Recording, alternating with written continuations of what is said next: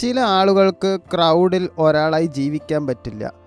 Notice ചെയ്യപ്പെടണം, admire ചെയ്യപ്പെടണം, life ഒരു cinematic ആയിട്ട് feel ചെയ്യണം. കാരണം അവരുടെ മനസ്സ് സിമ്പിൾ ലൈഫ് അക്സെപ്റ്റ് ചെയ്യില്ല. അതാണ് ചിത്തിര നക്ഷത്രം. ചിത്തിര നക്ഷത്രക്കാർക്ക് നാച്ചുറലി നല്ല സുന്ദരന്മാർ സുന്ദരികളായിരിക്കും. ലുക്സ്, പ്രസൻസ്, കോൺഫിഡൻസ്, ആളുകൾ ഇവരെ ഈസിലി നോട്ടീസ് ചെയ്യും. പക്ഷേ നിങ്ങളുടെ റിയൽ പവർ ലുക്സ് അല്ല, മൈൻഡാണ്. നിങ്ങൾ ക്രിയേറ്റീവ് തിങ്കേഴ്സാണ്. ഒരു ഓർഡിനറി കാര്യവും ഡിഫറെൻ്റായി കാണും. Design, cinema, art, luxury, beauty ഇവയോട് അട്രാക്ഷൻ കൂടുതലായിരിക്കും.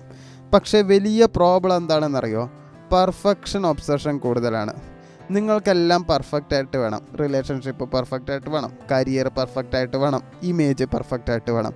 അതുകൊണ്ട് ചെറിയ ഒരു ഫ്ലോ പോലും മനസ്സ് ഡിസ്റ്റർബ് ചെയ്യും.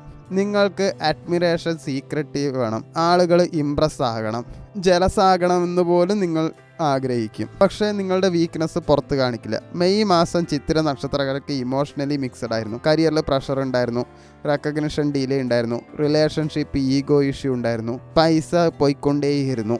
പുറത്ത് കോൺഫിഡൻ്റ് ആയിട്ട് നടന്നെങ്കിലും ഉള്ളിൽ കമ്പാരിസൺ സ്ട്രെസ് നന്നായിട്ടുണ്ടായിരുന്നു. ചിലർക്കാണെങ്കിൽ എനിക്ക് ഇതിലും വലിയ ലൈഫ് വേണമെന്ന് ഫ്രസ്ട്രേഷൻ വന്നിരിക്കാം. പക്ഷേ ജൂൺ മാസം ചിത്തിര നക്ഷത്രക്കാർക്ക് ഒരു സ്പോട്ട് ലൈറ്റ് മന്താണ്. കരിയർ സൈഡിൽ വിസിബിലിറ്റി കൂടാം. Creative field, social media, business, design, public dealing ഇതിലൊക്കെ എന്തായാലും കുറച്ച് ശോഭിക്കാൻ പറ്റും മെയ് മാസത്തെക്കാട്ടിലും. നിങ്ങൾക്ക് സഡൻ ഗ്രോത്തിന് സാധ്യതയുണ്ട്, പക്ഷേ സാധ്യതയില്ലായ്മയുണ്ട്. ആളുകൾ നിങ്ങളുടെ ടാലൻറ്റ് നോട്ടീസ് ചെയ്യും.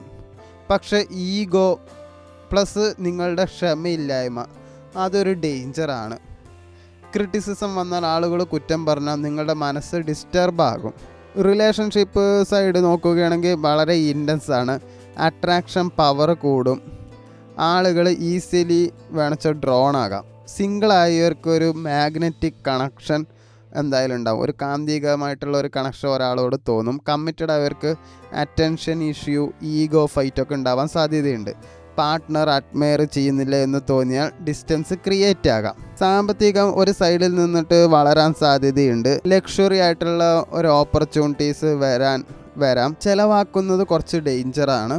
എല്ലാം എടുത്തു വയ്ക്കുന്നതായിരിക്കും നല്ലത്. Fashion, status, comfort, image maintain ചെയ്യൽ ഇതെല്ലാം സേവിങ്സ് കുറയാൻ സാധ്യതയുണ്ട്. ഇതൊന്നും അങ്ങനെ മെയിൻറ്റെയിൻ ചെയ്യേണ്ട ആവശ്യമില്ല. ശരിക്കും പറഞ്ഞാൽ ജൂൺ മാസം ചിത്തിര നക്ഷത്രക്കാർക്ക് ഏറ്റവും വലിയൊരു യുദ്ധം തന്നെയായിരുന്നു. അഡ്മിറേഷൻ വെസ് ഇന്നർ പീസ് തന്നെയായിരുന്നു. കാരണം ഒരു സൈഡിൽ ആളുകൾ എന്നെ നോട്ടീസ് ചെയ്യണം എന്നുള്ള വിചാരമുണ്ട്, വേറൊരു സൈഡിൽ എനിക്ക് റിയൽ ഹാപ്പിനെസ് വേണം എന്നുള്ള ഒരു ചിന്താഗതിയുമുണ്ട്. ചിത്ര നക്ഷത്രക്കാർക്ക് ആരോടും പറയാത്തൊരു പേടിയുണ്ട്. ഞാൻ സാധാരണക്കാരിയായി പോകുമോ എന്നൊരു പേടിയുണ്ട്. അതുകൊണ്ട് നിങ്ങൾ ലൈഫിൽ ഒരു യൂണീക്ക് ഐഡൻറ്റിറ്റി ബിൽഡ് ചെയ്യാൻ എപ്പോഴും ഒബ്സസ്ഡ് ആയിരിക്കും. നിങ്ങൾ വെറും ഒരു അറ്റൻഷൻ വേണ്ട ആളുകളല്ല, ഓർമ്മയിൽ നിൽക്കുന്ന ആളുകളാകണം എന്നാണ് നിങ്ങളുടെ ആഗ്രഹം. പുറത്ത് നല്ല ബ്യൂട്ടി, ഉള്ളിൽ അംബീഷൻ, അതാണ് ചിത്തിര നക്ഷത്രം.